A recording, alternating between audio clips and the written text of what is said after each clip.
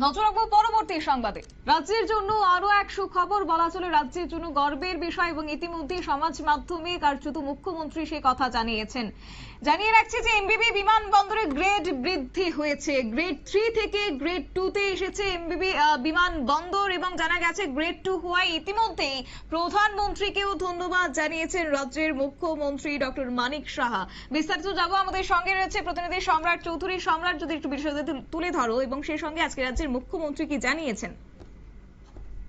দেখো, গতকাল রাতের সন্ধ্যায় মুখ্যমন্ত্রী তার সামাজিক মাধ্যম থেকে জানিয়েছেন যে আমাদের যে রাজ্যের একমাত্র বিমানবন্দরটি রয়েছে, সচল বিমানবন্দর বলা যেতে পারে, আরো কিছু বিমানবন্দর রয়েছে, এমবিবি বিমানবন্দরের কিন্তু যে গ্রেড মর্যাদা বলতে পারো তা বৃদ্ধি পেয়েছে। এসিডি বলে একটি পরিসংখ্যান থাকে, সেই পরিসংখ্যানে এবার এমবিবি বিমানবন্দর গ্রেড 3 থেকে গ্রেড 2 তে উন্নীত হয়েছে। এই ধরনের 4টি গ্রেড থাকে, grade A, B, C, B, C, D, এরকম 4টি গ্রেড থাকে। এর মধ্যে এতদিন আমরা আমাদের এমবিবি বিমানবন্দর তৃতীয় গ্রেডে ছিল, এখন দ্বিতীয় শ্রেণীতে উঠেছে। এবার এটিডি বিষয়টি কি? এটিডি বিষয়টি হচ্ছে মূলত আমাদের যে কোনো একটা নির্দিষ্ট বিমানবন্দরে কি পরিমাণ যাত্রী যাতায়াত করছে, নির্দিষ্ট দূরত্বে কি পরিমাণ যাত্রী যাতায়াত করে থাকে, সেই বিষয়টিকে লক্ষ্য করে কিন্তু এই গ্রেডিংটা দেওয়া হয়। এমবিবি বিমানবন্দরে যাত্রী যে যাতায়াত রয়েছে সেই যাতায়াত কিন্তু ইতিমধ্যে বেড়েছে। দেখো, শতাব্দী আজকের দিনেও এমবিবি বিমানবন্দর থেকে প্রতিদিন প্রায় 13টি বিমান প্রতিদিন ওঠানামা করে। এই সংখ্যাটা কিন্তু একসময় 18 থেকে 19 পর্যন্ত ছিল, এবং বেসরকারি যে বিমান সংস্থাগুলি রয়েছে তারা কিন্তু বরাবরই বলে থাকেন যে উপযুক্ত পরিমাণ যাত্রী না পাওয়ার কারণে তারা দিন দিন একে একে পরিষেবা যখন তখন গুটিয়ে নেয়, আবার যখন তখন চালু করে। এই বিষয়টি কিন্তু রাজ্যবাসীর জন্য খুবই অস্বস্তিকর, কারণ এতে যখন বিমানের সংখ্যা কমতে থাকে অন্যান্য বিমান সংস্থাগুলি কিন্তু ভাড়া বাড়িয়ে দেয়। আমরা জানি রাজ্যবাসীর জন্য বহিরাজ্যের সঙ্গে যোগাযোগ করার জন্য বিমান পরিষেবা কি পরিমাণ প্রয়োজন, শিক্ষা থেকে স্বাস্থ্য এবং সাধারণ ব্যবসা বাণিজ্য জন্যও কিন্তু আমাদের প্রতিনিয়ত অন্যান্য রাজ্যের সঙ্গে যোগাযোগ রাখতে তাৎক্ষণিক যোগাযোগের জন্য বিমানের উপরে কিন্তু আমাদের নির্ভর করতে হয়। সেই জায়গায় রাজ্যবাসীর কাছে বিমান পরিষেবা এবং বিমানবন্দর খুবই গুরুত্বপূর্ণ। এই জায়গায় বেসরকারি সংস্থাগুলির যে প্রত্যেক দিনের যে নিজের মর্জি মাফিক পরিষেবা তুলে নেওয়া এবং এই অজুহাতে তুলে নেওয়া যে উপযুক্ত পরিমাণ যাত্রী হচ্ছে না, এবার কিন্তু এই যে গ্রেডিং এ উন্নতি হওয়া তা থেকে কিন্তু একটা জিনিস বোঝা গেল যে এই বিষয়টি কিন্তু সেভাবে শক্ত নয়। আমাদের রাজ্যে আজকের দিনে 13টি বিমান ওঠানামা করে, এবং এই 13 বিমানে প্রায় 4000-এর মতো যাত্রী কিন্তু যাওয়া আসা করছেন। তুমি সংখ্যাটা আমি আবারও বলছি, প্রত্যেক দিন 4000 যাত্রী কিন্তু এই বিমানে যাতায়াত করেন। সংখ্যাটা কিন্তু নেহাত কম নয়। এরপরও কিন্তু যে বেসরকারি সংস্থাগুলি হচ্ছে বা সংস্থাগুলি রয়েছে তারা নিজেদের মর্জি মাফিক পরিষেবা ছাঁটাই এবং পরিষেবা বাড়িয়ে চলছেন, এবং বারবার অজুহাত দিচ্ছেন যে যাত্রীর সংখ্যা উপযুক্ত যাত্রীর সংখ্যা নেই। এবার কিন্তু এই জিনিসটি মিথ্যা প্রমাণিত হলো। পাশাপাশি পরিকাঠামোর দিকটিও লক্ষ্য রাখা হয় এই এপিডি গ্রেডিং এর ক্ষেত্রে। পরিকাঠামোর দিক দিয়ে নিঃসন্দেহে এমবিবি বিমানবন্দরের যে নতুন টার্মিনাল, সেই টার্মিনাল যথেষ্ট উন্নত টার্মিনাল, আন্তর্জাতিক মানসম্পন্ন। ইতিমধ্যে এমবিবি বিমানবন্দরকে আমাদের যে বেসরকারি বিমান পরিষেবা মন্ত্রক রয়েছে সেই মন্ত্রক থেকে আমাদের এমবিবি বিমানবন্দরকে আন্তর্জাতিক মানের বিমানবন্দর ঘোষণা করা হয়েছে।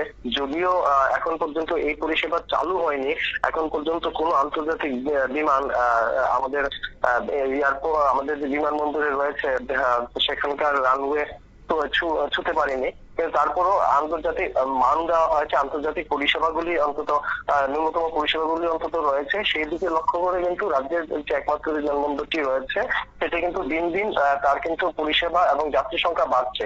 এই জায়গায় কিন্তু দাঁড়িয়ে আজ বিভিন্ন সরকারের তরফে অন্তত বেসরকারি সংস্থাগুলির কাছে স্পষ্টভাবে নির্দেশ দেওয়া উচিত যে তারা যেন যখন তখন পরিষেবা বন্ধ না করেন, এবং পরিষেবা আরো বৃদ্ধি করা প্রয়োজন। দেখো, মাত্র 13টি বিমান একটি আন্তর্জাতিক বিমানবন্দর থেকে, যেটি ভৌগোলিক ভাবেও কিন্তু আমাদের যে ত্রিপুরার যে এমবিবি বিমানবন্দর সেটি ভৌগোলিক ভাবে অনেক বেশি গুরুত্বপূর্ণ, কারণ আমাদের পাশেই রয়েছে বাংলাদেশ। তারপর এই বিমানবন্দর থেকে সরাসরি দক্ষিণ পূর্ব এশিয়ার যে অন্যান্য দেশগুলি রয়েছে সেখানে বিমান পরিষেবা চালু করার জন্য একটি গুরুত্বপূর্ণ বিমানবন্দর, ভৌগোলিক ভাবে একটি গুরুত্বপূর্ণ বিমানবন্দর। সেই বিমানবন্দর থেকে প্রতিদিন মাত্র 13টি বিমান ওঠানামা করছে। যে জায়গায় কিছুদিন আগে পর্যন্ত রাজ্যে বিমানবন্দর থেকে প্রতিদিন প্রায় 18 থেকে 19টি বিমান যাতায়াত করতো, সেই জায়গায় সম্প্রতি বেশ কয়েকটি সংস্থা তাদের পরিষেবা গুটিয়ে নিয়েছে এবং এই সংখ্যা এসে দাঁড়িয়েছে মাত্র 13তে। তো স্বাভাবিকভাবে একজন এই কারণে কিন্তু সবচেয়ে বেশি যে ভুক্তভোগী হয়ে আসছেন তারা হচ্ছেন আমরা রাজ্যবাসীরা। প্রায় দিনই কিন্তু এই বিমানের ভাড়ার যে দাম, টিকিটের দাম, সেটা কিন্তু প্রায় প্রতি সপ্তাহের খবর এখন যে ভাড়া ঊর্ধ্বমুখী। কখনো কখনো আগরতলা থেকে কলকাতার মতো মাত্র 45 মিনিটের স্বল্প যাত্রার ভাড়াও কিন্তু কখনো 10 থেকে 12,000 টাকা ছাড়িয়ে যাচ্ছে। গুয়াহাটির সঙ্গে আমাদের যে যাতায়াতের সময়সীমা সেটা হচ্ছে 40 মিনিট, তাও কিন্তু 6-7 হাজার, কখনো 10,000 ছুঁয়ে যায়। তো এই বিষয়গুলি খুবই গুরুত্বপূর্ণ, যদিও সরকার বরাবরই কিন্তু বলে যাচ্ছে এই দামের ক্ষেত্রে তাদের সরকারের হস্তক্ষেপ করার কোনো অধিকার নেই, সেটা সম্পূর্ণভাবে বিমান সংস্থাগুলির মর্জির উপর নির্ভর করছে।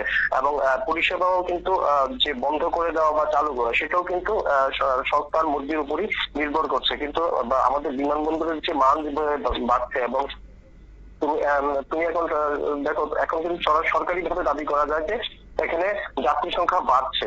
তো এই বিষয়টিকে লক্ষ্য করে আমাদের সংশ্লিষ্ট মহলের মনে হচ্ছে যে এবার কিন্তু বেসরকারি সংস্থাগুলি, বিমান সংস্থাগুলি যে রয়েছে তাদের উপর সরকারের কিন্তু দাবি বাড়ানো উচিত। কার্যত তাদের উপর অন্তত এই পরিষেবা যাতে বৃদ্ধি করা হয় সেই বিষয়ে কিন্তু সরকারের আলোচনা শুরু করা উচিত। শতাব্দী। একেবারেই সম্রাট, সেক্ষেত্রে পরিষেবা বৃদ্ধি করাটাও যেমন অত্যন্ত জরুরি, ঠিক তার অন্যদিকে এই যে আন্তর্জাতিক তকমা পেয়েছে এমবিবি বিমানবন্দর, সেক্ষেত্রে গ্রেড বৃদ্ধি পেয়েছে, যাতে করে রাজ্যবাসীর জন্য একটা স্বাভাবিকভাবে নিঃসন্দেহে বলা যায় যে সুখবর। কিন্তু সেই জায়গায় দাঁড়িয়ে এই যে পরিষেবার উন্নতি হলে একটা ভাড়া বৃদ্ধি, তাতে করে তো মোটেও খুশি নয় রাজ্যের সাধারণ মানুষজন। সেক্ষেত্রে তাদের সাধারণ মানুষজনের কথা চিন্তা করে ভাড়াটা কি কমানো জরুরি বলে মনে করা হচ্ছে, এবং সেই নিয়ে আগামী দিনে রাজ্য সরকার বা ক্ষেত্রে কি কিছু ভাবনা চিন্তা করাটা দরকার? নিঃসন্দেহে দেখো, ভাড়ার বিষয়টি তো বরাবরই একটি দাবি যে ভাড়া নিয়ন্ত্রণে রাখা উচিত। যে আগরতলা থেকে কলকাতা এবং গুয়াহাটি পর্যন্ত ভাড়াগুলি যেভাবে অনিয়ন্ত্রিত থাকে, যখন তখন বেড়ে যায় কোনো আগাম কোনো ঘোষণা ছাড়া, এটা সাধারণ যাত্রীদের জন্য কিন্তু খুবই অস্বস্তিকর এবং বিষয়টি দেখো আর্থিক দিক দিয়ে বিবেচনা করলেও কিন্তু খুব ব্যয়বহুল ভাড়ার বিষয়টি। কিন্তু সরকার এবং যে আমাদের দেশে বর্তমানে যে নিয়ম রয়েছে বেসরকারি বিমান পরিষেবা চালানো, সেই ক্ষেত্রে কিন্তু এখনো রাজ্য সরকার বা কেন্দ্রীয় সরকারের এই বিষয়ে হস্তক্ষেপ করার কিন্তু সেই পরিমাণ আইনি অধিকার নেই। এটি রাজ্য সরকারের তরফে বরাবরই তুলে ধরা হয় এবং কেন্দ্র সরকারের তরফে কিন্তু বলা হচ্ছে। তো ভাড়ার বিষয়টি আইনিভাবে বর্তমানে নিয়ন্ত্রণ করার কোনো সুযোগ নেই। তবে এটা ঠিক যে এই ধরনের যে কোনো পরিষেবার ক্ষেত্রে সরকারের একটি নিয়ন্ত্রণ থাকা প্রয়োজন, বিশেষ করে দামের ক্ষেত্রে। যে কোনো পরিষেবা, সমস্ত ব্যবসা বাণিজ্য কিন্তু যে দাম নির্ধারণ করা হয় তাতে কিন্তু সরকারের একটি নিয়মাবলী উল্লেখ থাকে। এরকম কোনো ব্যবসায়ী যে তার মর্জি মাফিক মূল্যে কিন্তু জিনিসপত্র বিক্রি করতে পারেন না, পরিষেবা বিক্রি করতে পারেন না। তো স্বাভাবিকভাবে প্রশ্ন হচ্ছে বিমান পরিষেবার ক্ষেত্রে এটি হবে না কেন? বাদ হচ্ছে এই ক্ষেত্রে কোনো আইনি অধিকার নেই। এই জায়গায় দাঁড়িয়ে কিন্তু সাধারণের এবার বক্তব্য যে বিমান যে পরিষেবা দেওয়ার সংস্থাগুলি, সেই সংস্থাগুলির উপর কিন্তু আবার কেন্দ্র সরকারের কিন্তু আইনি কবজা একটু বাড়ানো উচিত।